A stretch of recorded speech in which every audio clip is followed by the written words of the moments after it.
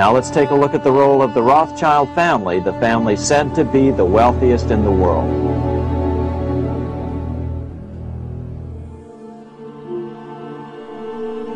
Money is the god of our time, and Rothschild is his prophet. Heinrich Heine. The mythology surrounding the Rothschilds' wealth and power is 2 centuries old. The resulting mythology has proved almost as long-lived as the firm of N.M. Rothschild and Sons itself.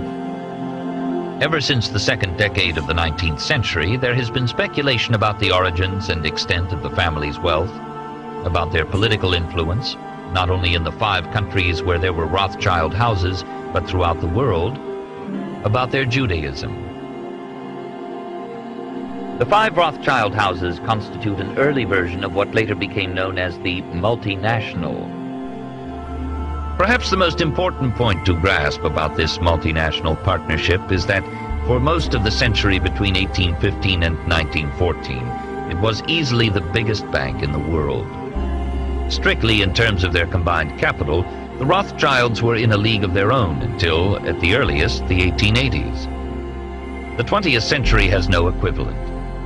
Because they were so rich, the Rothschilds could plainly claim a material equivalence with the European aristocracy. They relished the sense that they were sans pareil. In this sense, phrases like kings of the Jews, which contemporaries applied to them, contained an important element of truth. That was exactly the way the Rothschilds saw and conducted themselves. There are no fewer than 153 species or subspecies of insect which bear the name Rothschild, as well as 58 birds, 18 mammals, and 14 plants, including a rare slipper orchid, Paphiopedilum rothschildianum, to say nothing of 3 fish, 3 spiders, and 2 reptiles. The family's almost equally recurrent enthusiasm for the pleasures of the table has also bestowed the name on a soufflé and a savory, prawns, cognac, and Gruyere on toast. There are towns and numerous streets named after members of the family in Israel, Rothschild-owned vineyards at Mouton and Lafitte whose wines are drunk the world over, numerous Rothschild-built houses from the Vale of Aylesbury to the Riviera, and there is even a Rothschild island in the Antarctic. At the same time, the Rothschilds energetically pursued and acquired decorations, titles, and other honors, securing the ultimate prize, an English peerage, in 1885. The 3rd generation also threw themselves into hunting and horse racing, those quintessentially aristocratic pastimes. They also extended their patronage to include writers, Benjamin Disraeli, Honoré de Balzac, and Heinrich Heine, musicians, notably Frédéric Chopin and Gioacchino Rossini, as well as architects and artists. In more ways than one, they were the 19th century's Medicis. From the very earliest days, the Rothschilds appreciated the importance of proximity to politicians, the men who determined not only the extent of budget deficits, but also the domestic and foreign policies which so influenced the financial markets. And politicians soon came to realize the importance of proximity to the Rothschilds, who at times seemed indispensable to the solvency of the states the politicians governed, and who could always be relied upon to provide up-to-the-minute political news. When the former de Rotshild frère director, Georges Pompidou, became Prime Minister in April 1962, and later President in 1969, Le Canard Enchaîné commented simply, RF equals République Française equals Rotshild frère. Similar echoes can be found in the British press, too. Inferences were sometimes drawn in the 1980s from the fact that a number of conservative politicians had worked for N.M. Rothschild and Sons Limited, either before or after their political careers, at a time when the firm was handling a number of important privatizations. In the 1880s and 1890s, their advice on imperial matters was sought by both the Marquis of Salisbury and the Earl of Rosebery, Gladstone's successor as Liberal Prime Minister. Indeed, Rosebery was married to a Rothschild, Meyer's daughter, Hannah. Rothschild influence extended to royalty as well.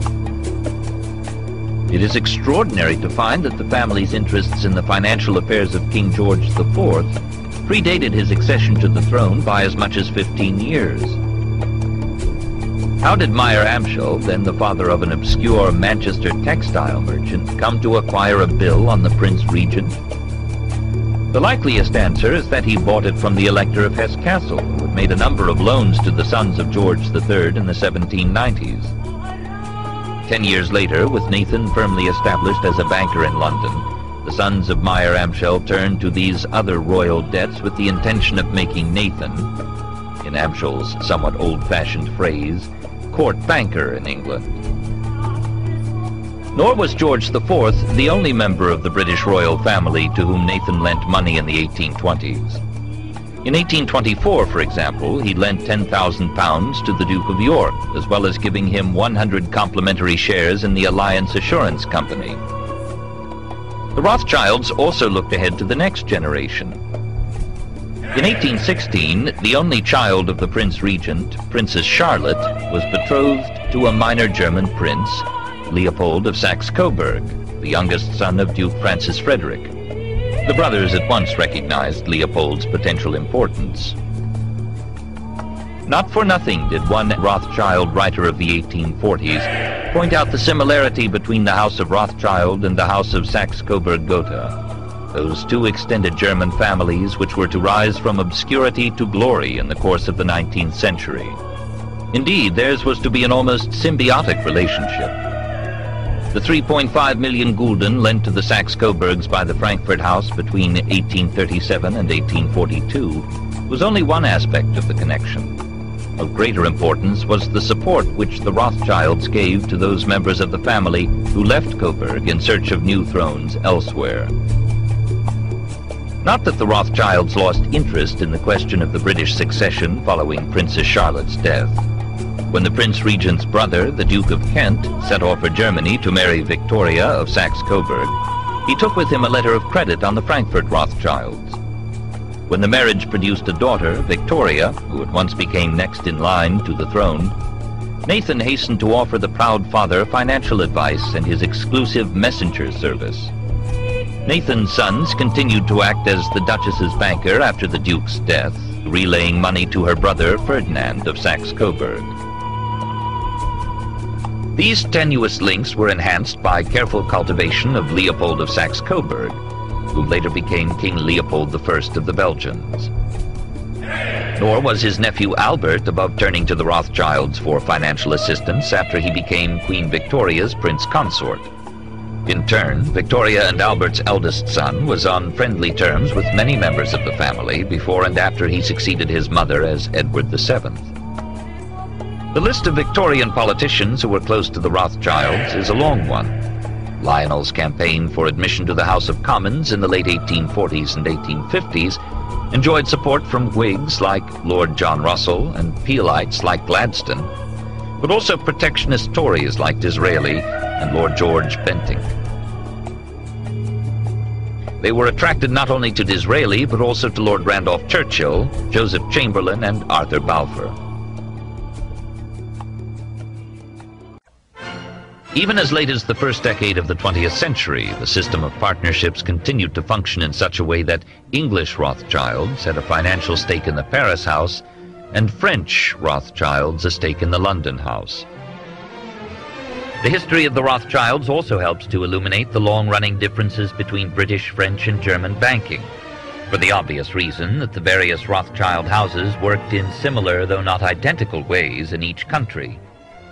In addition to the inevitable web of credits and debits with other firms which arose from these activities, the Rothschilds also offered to a select group of customers, usually royal and aristocratic individuals whom they wished to cultivate, a range of personal banking services, ranging from large personal loans, as in the case of the Austrian Chancellor Prince Metternich, to a first-class private postal service, as in the case of Queen Victoria. And the Rothschilds were also major industrial investors, an aspect of their business which has often been underestimated. When the development of railways raised the possibility of transforming Europe's transport system in the 1830s and 1840s, the Rothschilds were among the leading financial backers of lines, beginning in France, Austria, and Germany. Indeed, by the 1860s, James de Rothschild had built up something like a pan-European railway network, extending northwards from France to Belgium, southwards to Spain, and eastwards to Germany, Switzerland, Austria, and Italy. From an early stage, the Rothschilds also had major mining interests, beginning in the 1830s, with their acquisition of the Spanish mercury mines of Almaden, and expanding dramatically in the 1880s and 1890s, when they invested in mines producing gold, copper, diamonds, rubies, and oil. Like their original financial business, this was an authentically global operation extending from South Africa to Burma, from Montana to Baku.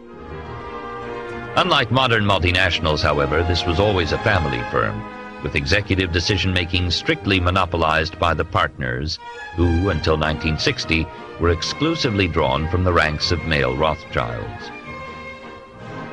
There are numerous apocryphal business maxims attributed to the Rothschilds.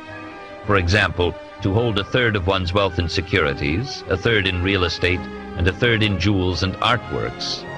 To treat the stock exchange like a cold shower, quick in, quick out, or to leave the last 10% to someone else. The economic history of capitalism is therefore incomplete until some attempt has been made to explain how the Rothschilds became so phenomenally rich. All 19th century states ran budget deficits, and some almost always did. And it was war and the preparation for war which generally precipitated the biggest increases in expenditure.